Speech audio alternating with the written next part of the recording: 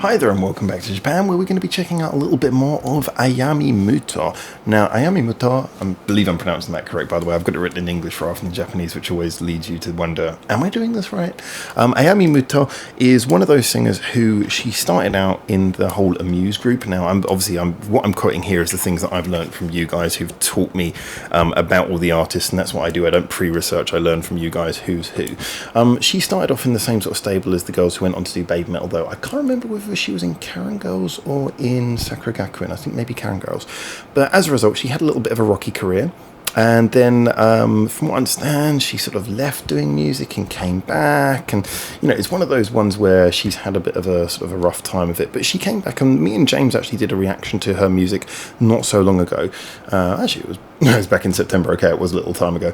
Where we quite liked it. It was an interesting video, interesting stuff. And, it kind of gave me a feeling this is someone who's worth checking out more of and very different from her peers. Yes, that was me just putting the light on. I keep on forgetting to plug that in before I do the reviews, so you can see my face for what it's worth.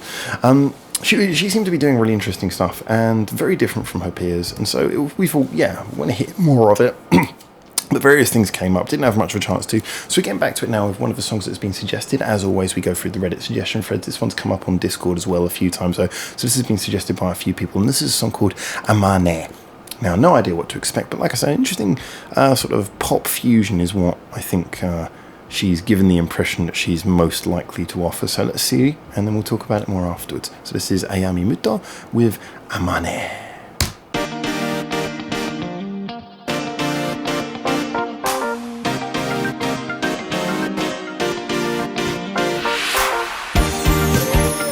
It's kind of got that old school pop feel again.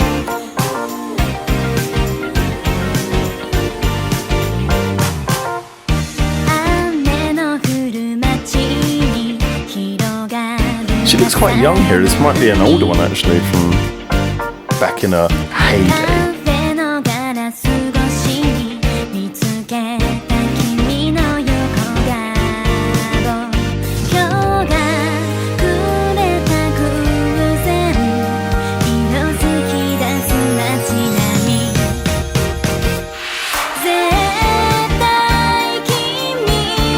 It's got some real early 2000s J-pop trends going on in the music.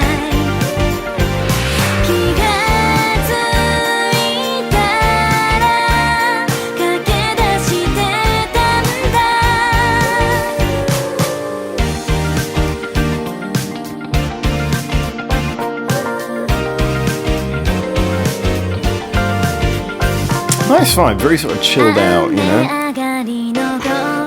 Like I say, nothing really setting it apart at the moment, but on its own terms, it's working very well.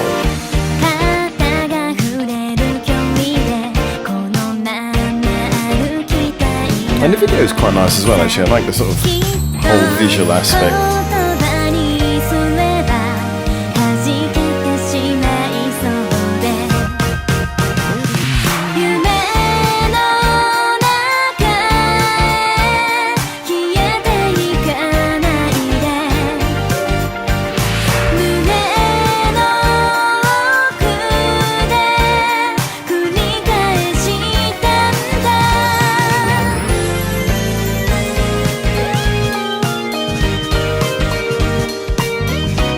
Can't deny it. In a strange way, the instrumentation reminds me of, like I say, sort of J-pop music from maybe about 15-20 years ago. Certainly the sort of sound that first made me get into that sort of chilled out, approachable feel that it has.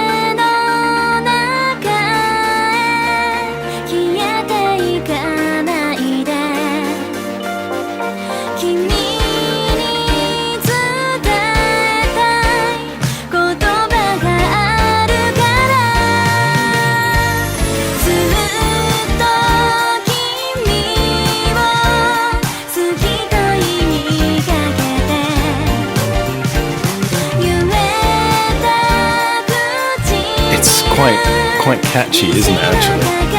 The more it goes on, the more I realise this is going to get stuck in my head.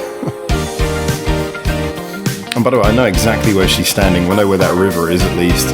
And one of the buildings in the background, I regularly meet one of my friends in that building.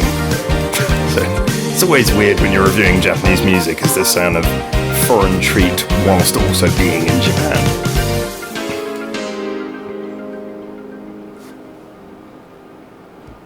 Alright, that's an interesting one. Fair amount to unpack on that one, I think. Because I think this is one of those ones that separates a lot of people, and I think one of the reasons it separates a lot of people, this kind of sound, is because it's... I'll give you an example. I remember talking to, actually I was talking to my dad years ago about an old 60s rock and roll song that had come on the radio. This, yeah, even shows you how old even I am. We were listening to music on the radio, and we're in the car and it came on the radio, and it was an old song, and this was around about the time I'd started working with music. And I kind of like was saying how, yeah, I know it was, I can't remember which song it was actually, but I remember the way the drum beat worked. I remember saying, I know this is a classic song, but it was like, it's a classic song, but to me, just the beat I found didn't work. And I remember him saying to me, it's like, well, you might be technically right, but this song will always work for me because of the nostalgic value, because I wouldn't want to hear anything change, because that's exactly how I remember it. And, you know, I know that's a relatively obvious comment, but it did sort of trigger a thing for me around the time I started working with music, that there are some things that are just purely nostalgic. And this one, like I say, this reminds me, I get a slightly nostalgic feeling, because all of the sounds, right down to the sort of funny little sort of synthesizer in the background and the sort of runs of bells for the percussion, you know, instead of having a drum fill. This very much reminds me of a lot of the way these sort of slightly chilled out, a little bit funky, a little bit chilled out, a little bit pop, you know, sort of catchy, but in a very sort of drawn back and relaxed way. These sorts of J-pop songs worked. One of the examples I really used, one of the first artists who I'd really heard properly in Japanese music was Shimokawa Mikuni, and she had a lot of songs that employed this sort of style of backing, and it was very popular at the time. And so, you know, I hear it, and there is a certain nostalgic value. Now, if we take away that nostalgic value when we look at it in the cold light of day, there is not a huge amount going on in this song. It's relatively simple.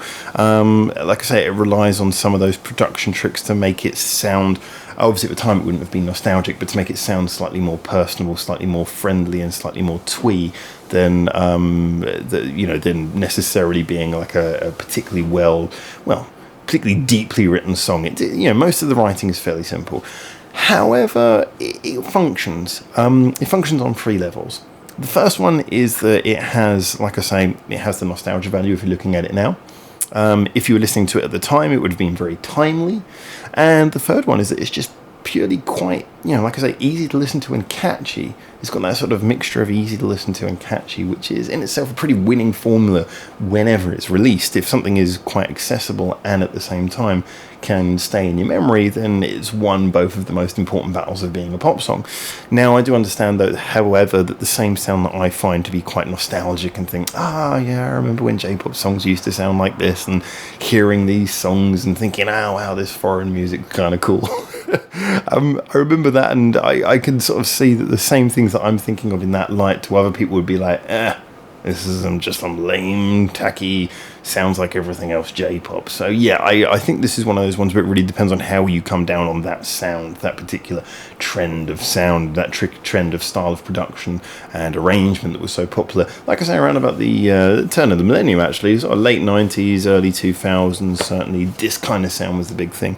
When it comes to her vocal, I liked it. I thought it had a lot of personality. It was not maybe the most powerful or distinctive singing voice, but it had a real sort of feeling to it. It sounded, again, timely. It sort of suited the song, suited the mood, and again, sort of approachable and likable at the same time. So when it comes to this song, it's very hard I enjoyed that. It's stuck in my head right now as I talk to you, and it's very hard for me to say anything particularly negative about it, because I quite liked it. And yet at the same time, I can imagine there will be some people who would listen to us and go, yeah, that's quintessentially old school J-pop, and some people who go, that's just boring and generic. The qualities of the song, like I say, are very sort of straight pop, so there's not anything in here where you can really say the writing swings it. I think this song's one of those ones, it's either just something that you're into or something that you're not, something that you remember or something you'll find forgettable, or something that you may even just hate. But I can't imagine anyone hating a song like this, just some people, like I say, finding it nice, liking the feel of it, and some people finding it bland. So this one I think is very much subjective to opinion, but if I'm giving my opinion, it's a nice little nostalgic reminder of the songs back then. Admittedly, I don't know when this one originally came out. It might well be of the time as well, but I think it's a little bit newer than a lot of the songs I'm comparing it to.